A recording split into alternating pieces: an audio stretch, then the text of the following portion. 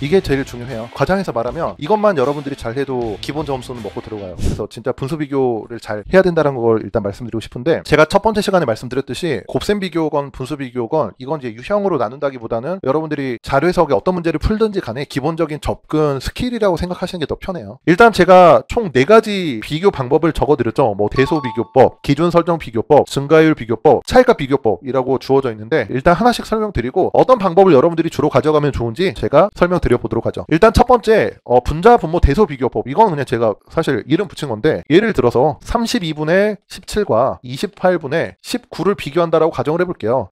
여러분들이 초딩도 아닌데 왜 이런 숫자를 썼느냐 하시겠지만, 자료 해석에서 이런 구조로 물어볼 때가 있어요. 구체적인 분수 비교를 하기 전에 분모는 더 작은데 분자가 더 큰 지금 예시와 같은 상황이 존재하는지 확인을 꼭 해주셔야 돼요. 굳이 분수 비교를 할 필요 없이. 그래서 일단 대소 비교, 분자와 분모의 대소 비교를 먼저 해 주십사 부탁드리고, 그 다음 두 번째부터는 일단 같은 분수로 똑같은 숫자로 분수 비교를 해보도록 할게요. 기준 설정을 통한 비교인데, 예를 들어서 274분의 29가 있고 324분의 31이 있다라고 가정을 해볼게요. 물론 숫자 감각이 좋으신 분들은 금방 판단할 텐데, 둘 중 누가 더 큰 것 같아요? 왼쪽이 더 크죠? 왜죠? 저는 어떤 걸 생각했냐면 기준으로서 10%라는 기준을 설정했거든요. 계속 말씀드렸지만 비율 중에서 제일 쉽게 생각할 수 있는 게 50%와 10%. 그래서 10% 기준으로 했을 때 27, 29니까 10%보다 크고, 여기는 3이 3, 1이니까 10%보다 작고. 그래서 사실 뭐 기준 설정이라고 제가 거창하게 이름을 붙이긴 했지만 그냥 여러분들이 비율을 보는 거라고 생각하시면 될 것 같아요. 그래서 지금 한 것처럼 비율을 보거나,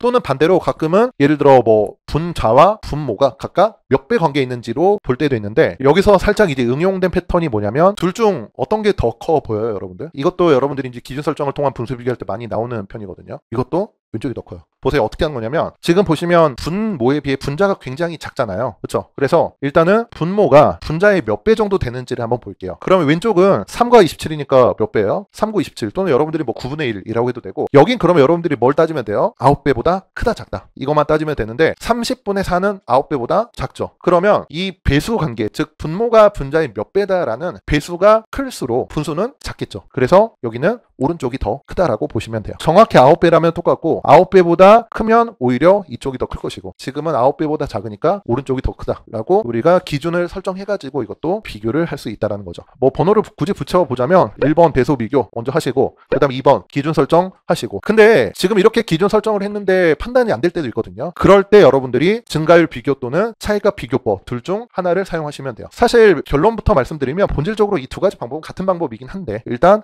하나씩 소개를 드려보도록 할게요. 먼저 증가율 비교법이라고 되어 있는데, 제가 증가율 비교법의 3가지 상황을 보여드릴 거거든요. 당연히 핵심은 증가율 비교라는 건데, 일단 첫 번째는 둘 중 누가 더 커요? 똑같죠. 뭐 이런 걸 질문이라 하느냐 하시겠지만, 이게 왜 똑같다라고 여러분들이 판단한 거예요? 여러분들이 직관적인 판단은 뭐 그런 걸 물어보냐, 약분하면 2분의 1 또는 비율이 50%니까 똑같다라고 판단을 했잖아요. 근데 그렇게 물론 판단해도 되겠지만, 앞으로는 어떻게 할 거냐면 분자와 분모의 증가율 또는 배수를 볼 거예요. 지금 상황처럼 증가율을 비교해서 만약에 분자와 분모의 증가율이 같다면 두 분수의 비율은 우리가 같다라고 판단을 할 거예요. 아니 뭐 이런 것까지 알아둬야 돼요? 네, 알아두시는 게 좋아요. 그럼 이제 나머지 두 가지 상황은 사실 되게 뻔한데, 두 번째는 10분의 5와 20분의 15는 누가 더 커요? 당연히 오른쪽이 더 크죠, 이것도. 근데 이것도 여러분들이, 그렇죠? 얘는 뭐 2분의 1 또는 50%다. 얘는 4분의 3 또는 75%이다 라고 해도 되겠지만, 제가 지금 예시로 들어드려서 이런 숫자를 쉽게 가져온 거지, 보통 여러분들이 자료 해석에서 만나는 비율이 이렇게 간단하지가 않잖아요. 그래서 이제 뭘 할 거냐면 마찬가지로 분모와 분자의 증가율을 볼 거예요. 그래서 지금도 어떤 상황이냐면 분모는 몇 배? 2배, 분자는 3배 라는 구체적인 증가율의 크기가 중요한 게 아니고 분모와 분자 중 누구의 증가율이 더 큰 거예요?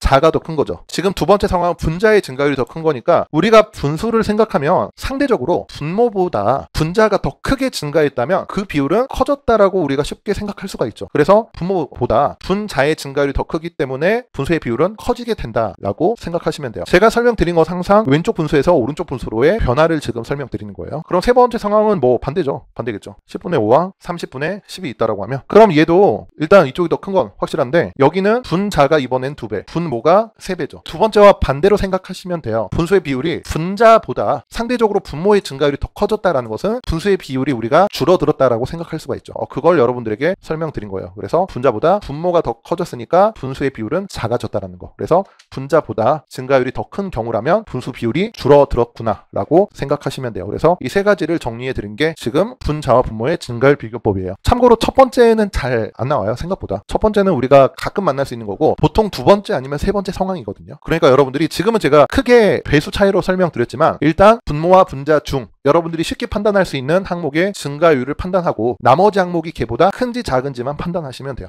그 다음에 이제 마지막 차이값 비교법인데 소위 이거를 수험가에서는 용병법이라고는 하거든요. 용병법이 뭐냐면 이것도 똑같은 숫자로 그냥 설명드리고 정리 드리도록 할게요. 우리가 이미 결론은 알고 있지만 먼저 이제 이건 여러분들 선택의 문제지만 저는 항상 둘 중 분모가 더 작은 쪽은 무조건 왼쪽에 세팅하거든요. 그렇게 좀 고정시켜야 여러분들이 헷갈리지 않아요. 그리고 이제 용병이란 게 뭐냐면 이게 이제 되게 유치한 이야기인데 이제 빈부차가 있죠. 뭘로 가지고 이 차이를 설정하는 거냐면 분모의 크기. 그래서 얘가 좀 유치한 얘기인데 얘랑 비교 당하기 싫으니까 용병을 하나 고용하는 거예요. 근데 용병이 뭐냐면 얘랑 얘 분모와 분자의 차이값을 우리가 분수로 설정하는 거예요. 아까 우리가 이미 차이값을 50과 20이라고 했으니까 이 가운데다가 50분의 1을 얘가 용병으로 고용하는 거죠. 그래서 누구랑 누굴 비교하는 거예요? 얘네 둘을 비교하는 거예요. 얘랑 얘를 비교하면 팀킬이죠. 그러니까 얘네 둘을 비교하는 거예요. 그래서 결론이 뭐냐? 이 둘을 비교해가지고 그 결과값을 얘가 받아들인다라고 생각하시면 돼요. 그래서 우리가 이미 결론 알고 있지만 얘는 10%가 넘고 얘는 몇 프로예요? 뭐 10% 미만 또는 4% 수준이니까 둘의 비교를 했을 때